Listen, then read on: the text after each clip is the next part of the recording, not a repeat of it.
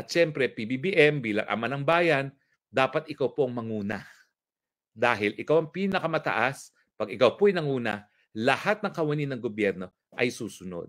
At ang gusto lang naman natin, masiguro talaga na walang bangag sa gobyerno na gagawa ng maling desisyon na hindi makakabuti sa ating mga kababayan.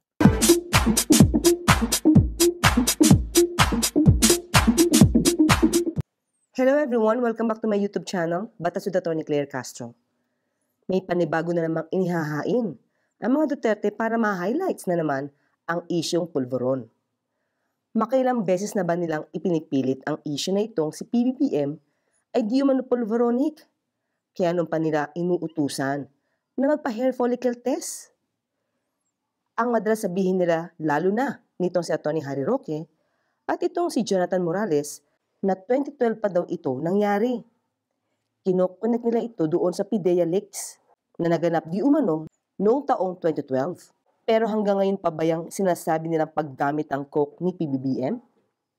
Marahil dahil lagi ito ang ipinupunto ni Atty. Harry Roque na mahihirapan ang isang pangulo na mag-isip at magbigay ng magandang desisyon kung siya ay lulong sa pinagbabawal na droga.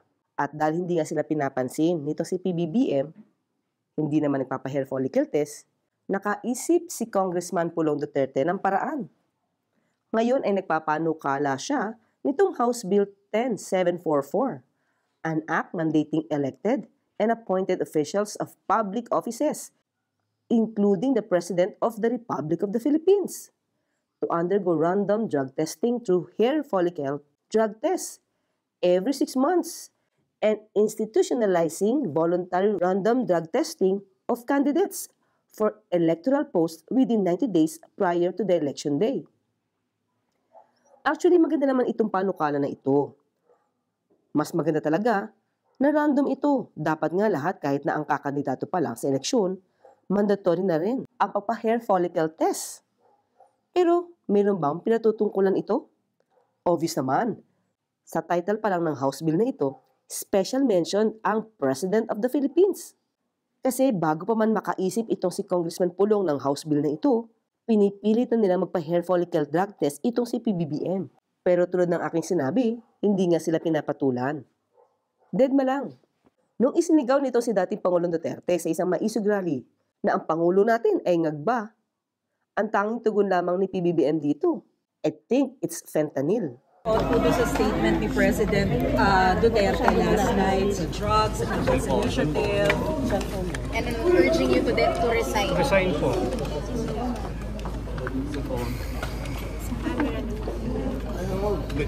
I think it's the fentanyl. Fentanyl is the strongest painkiller that you can buy.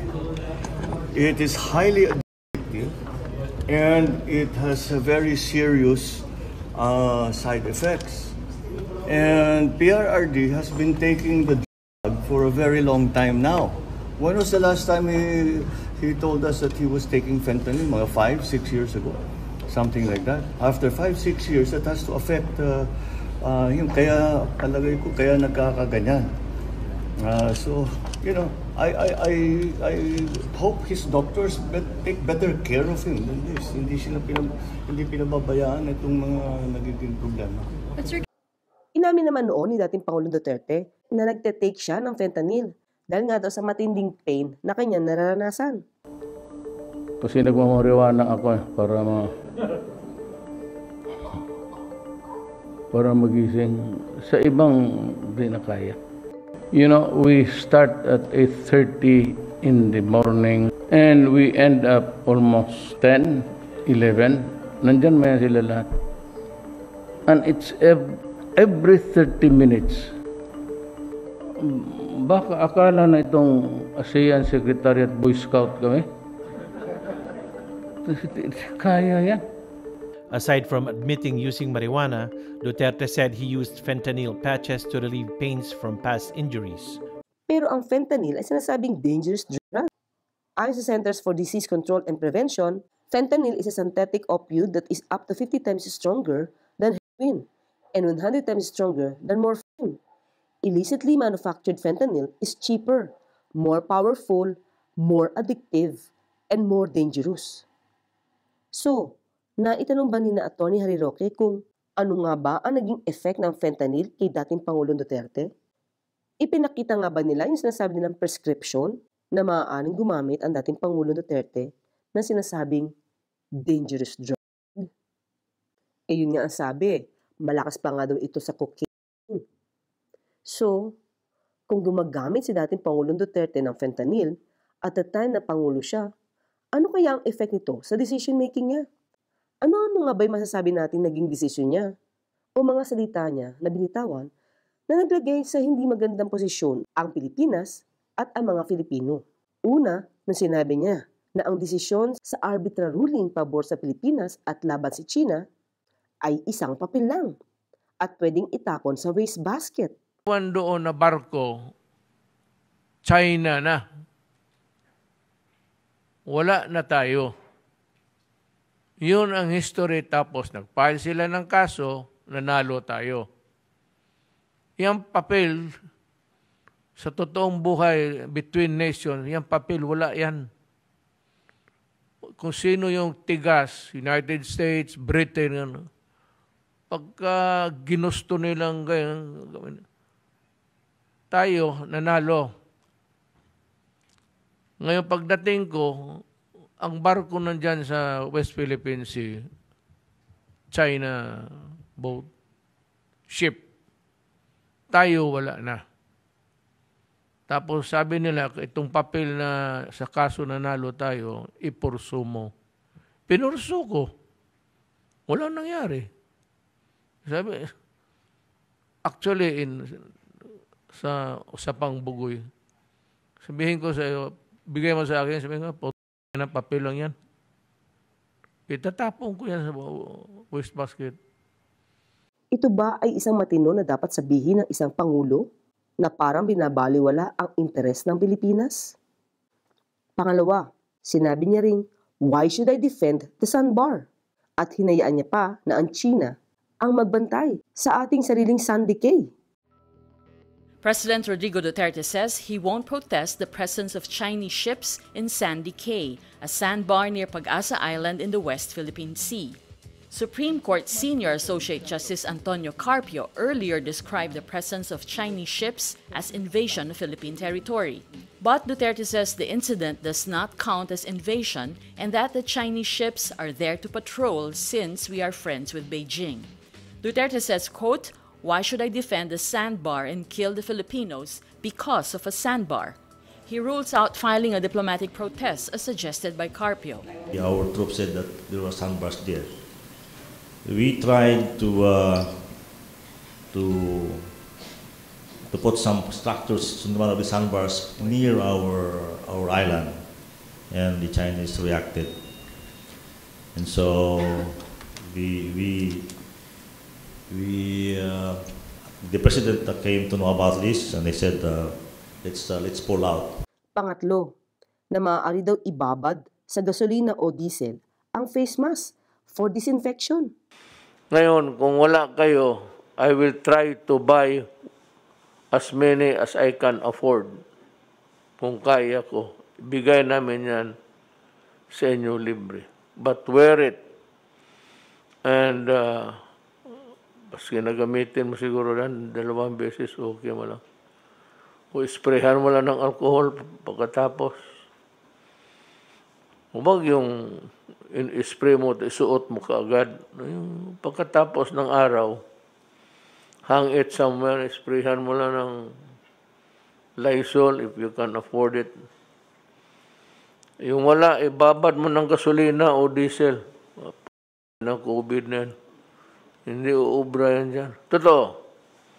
Wala kayo, if you want to disinfect yun, maghanap mo ng gasolina. Babad mo lang yung kamay mo.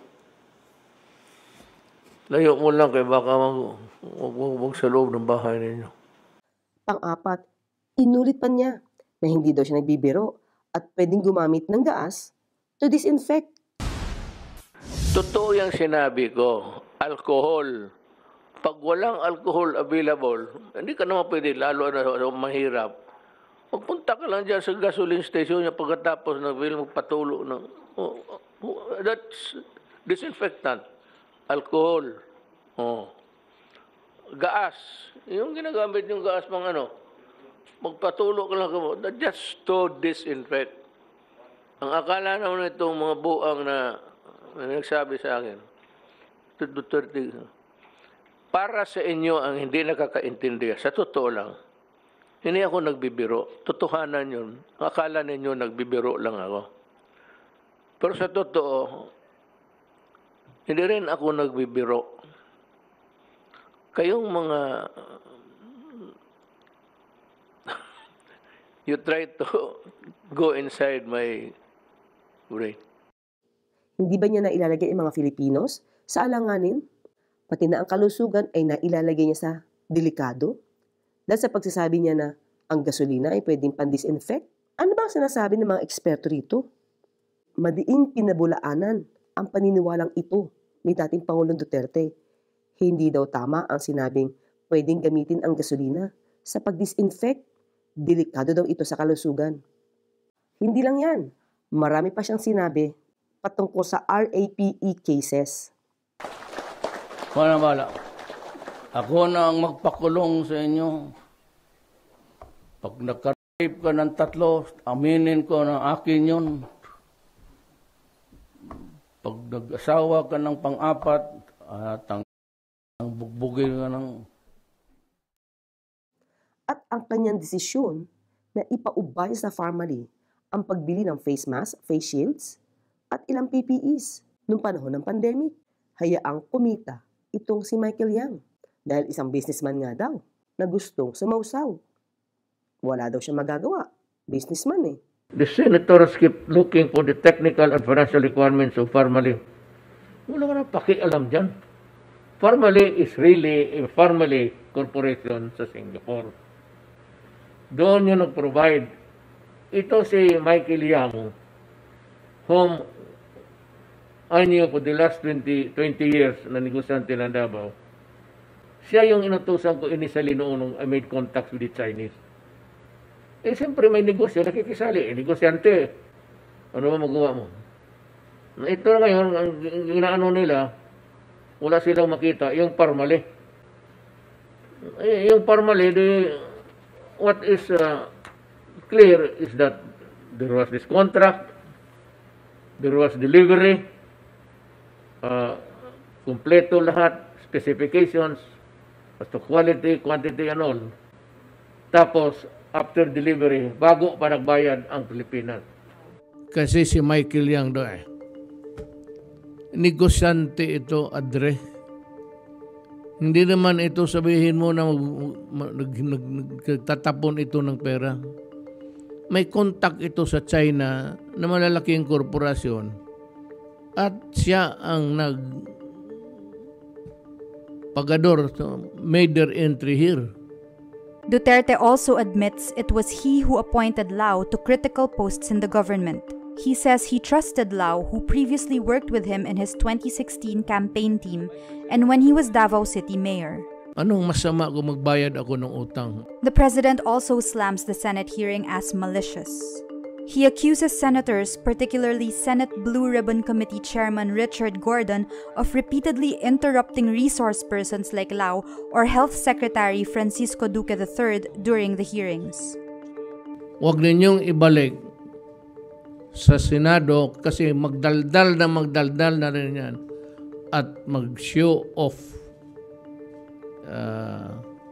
Parang magyabang. Marami yan. Lalo na ito si Gordon. Siya ang nanalo sa Tokaton. Yung mga ganong klaseng polisiya o desisyon, hindi ba ito epekto ng paggamit ng fentanyl? Nagtatanong lang naman. Bakit hindi ito pinapansin ni Atty. Harry Roque?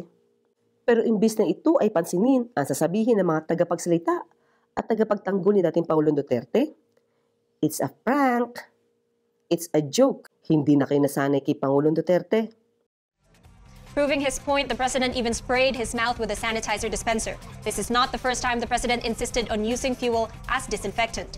Last week, presidential spokesman Harry Roque and Health Secretary Maria Rosario Vergeire even defended Mr. Duterte over his remarks. So, kung ikukumpara ba natin Sino ba ang nagpapakita na may pagkalutang? Sino nga ba ang naaapektuhan ng sinasabing bawal na droga? At sa katandaan natin, paulit-ulit ang mga Duterte, lalo na ito si Atty. Harry Roque at ibang taga-suporta, na magpa-hair follicle test ito si PBBM. Pero natatandaan niyo ba na nung hinamon ni Senator Trillanes ang dating Pangulong Duterte at itong si Congressman Pulong, inuutusan niya magpa-drug test? Ano ang sagot ni Atty. Harry Roque dyan? Di pwedeng pilitin nino man ang Pangulo. May panawagan po kasi si Senator Trillanes na kailan daw po kaya magpapadrug test ang mga Dutertes? Hindi ko po alam kung anong dapat na response dyan kay Senator Trillanes, no? Dahil marami naman talaga siyang sinasabi na hindi ko na nga lang pinapansin o hindi na pinapansin ng palasyo, no? Pero ngayon po, hindi ko po alam kung anong sasabihin sa kanya other than ang presidente po ay halal ng bayan. Kung gusto pong magpa-drug test si presidente, gagawin niya, pero hindi po para utusan siya ng kahit sino. O bakit ngayon?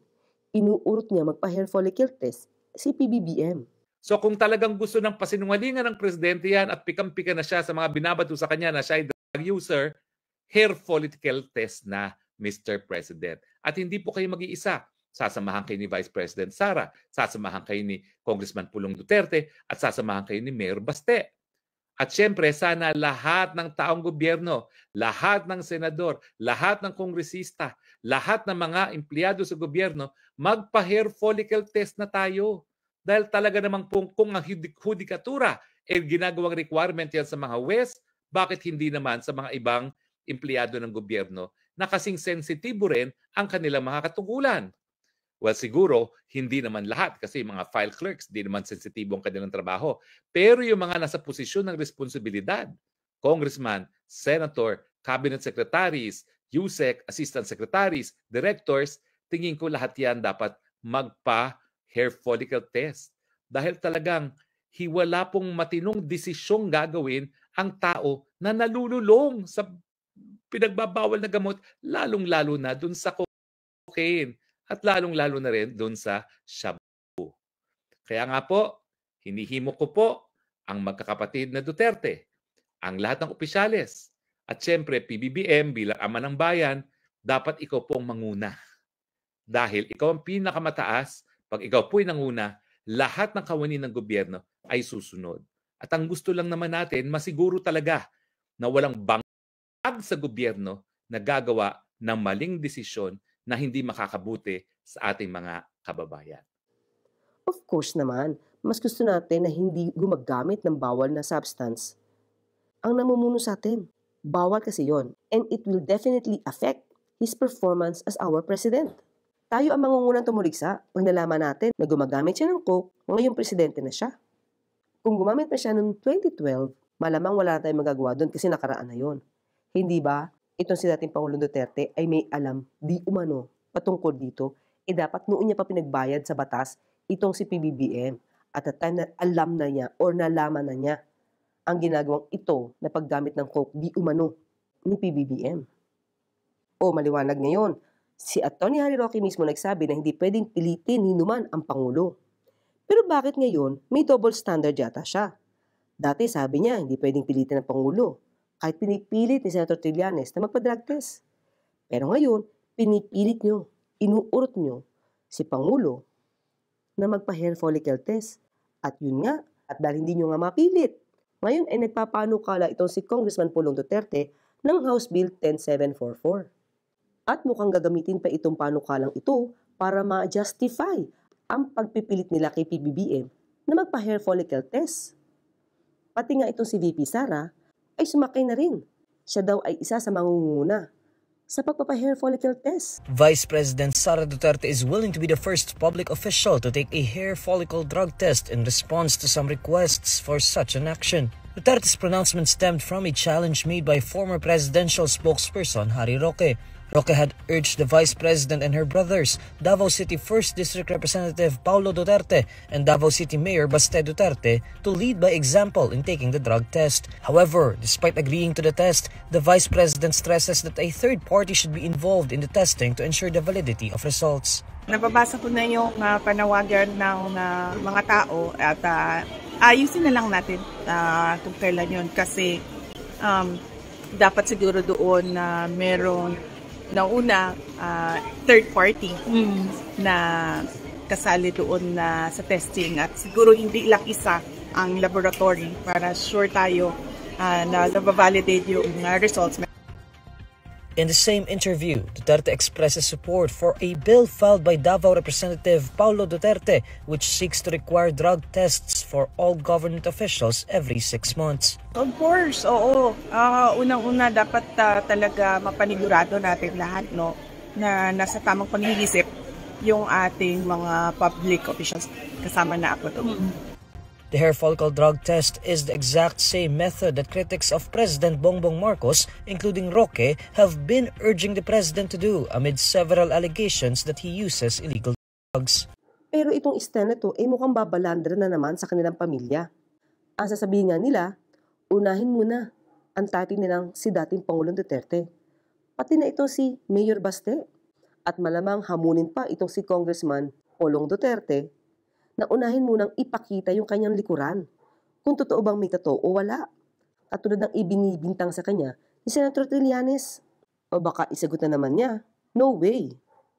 Ngayon, ako tinatanong ako ng ebidensya. Ang ebidensya po ng membership ng triad ay yung tato mismo kasi meron siyang sacred digits. Ngayon, kung willing itong si Vice Mayor Duterte,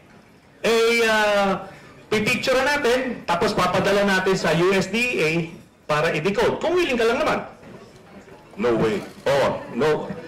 Mr. Chairman, Mr. Chair, I'm sorry. Mr. Chair, no way. Okay. So, makita nyo, bakit kung wala naman yung tattoo na yan di ba? Ano naman yung ibibigay mo yung picture sa amin? We can ask the Sergeant at Arms to accompany you. Kukuha na lang sa likod.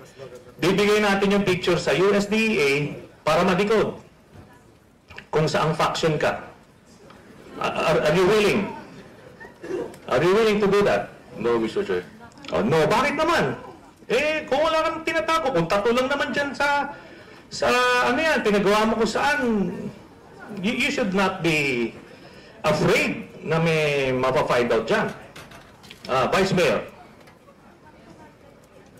I already answered the question, Mr. Chair. So ayaw mo talaga? Ayaw mo talagang ipakita dahil baka may ma-decode nga? Ganon. Mr. Chair, ilang beses ko ba sagutin na ayaw ko? Already answered.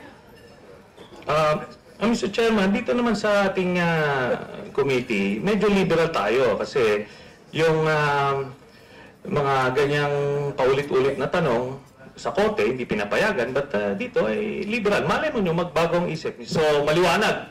Talagang ayaw mo. Kasi yun yung proof Hinahanapin ako ng proof. Andiyan dyan sa likod mo. At ando doon yung digits. Sacred digits. At kaya ayaw mo kasi pagka ibinigay ito sa DEA, madedecode kung saan ka. Oh, pero sabi ni Tony Harry Roque, kung wala naman tinatago, di magpa-test na. So itong si Congressman Polong Duterte, kung wala naman itinatago, ilabas na ang likuran. Meron ka bang tato sa likod mo? Meron po, Mr. Chair. Meron. Okay. Yung tato mo sa likod, I can imagine it's a colored and dragon-like figure tattoo. Am I correct? I invoke the right to privacy, Mr. Chair. Okay. Well, ito pong impormasyon na ito ay itong intelligence information na ito ay ibinigay sa akin na isang foreign country na ang sinasabi ay itong si Vice Mayor Paulo Duterte ay member ng triad. Pero syempre, kapag pinakita niya ang kanyang likod, katulad ng hiling ni VP Sara, dapat may third party. Mga dalawa, para makita at mabusisi mismo ng personal ang kanyang likod. Mas maganda yon dahil pag napasinungalingan niya ang sinabi ni Senator Trillanes, si Senator Trillanes ngayon ang lalabas na hindi nagsasabi ng totoo. At ito, ang proof ng kanyang membership ay yung tattoo sa likod. Yan ang mag-i-explain ng lahat ng ito at merong mga competition among syndicates. Para malinis din niya ang bintang sa kanya na siya ay miyembro ng triad. Pero inuulit natin, ang panukalang ito ng isang mandatory hair follicle test para sa mga public officials, elected man or appointed, ay maganda. Hindi naman matatawaran ang magandang intensyon nito. Yun nga lang, hindi maganda ang timing. Parang may pang-uurot kay PBBM, lalo pat special mention ang salitang including the President of the Philippines. Halatang may tinutumbok. Hanggang dyan muna tayo. Hanggang sa muli, magkita at magkarinigan tayo. Ako pa sa Tony Claire Castro, nagpapaalala, huwag tulugan ang inyong karapatan.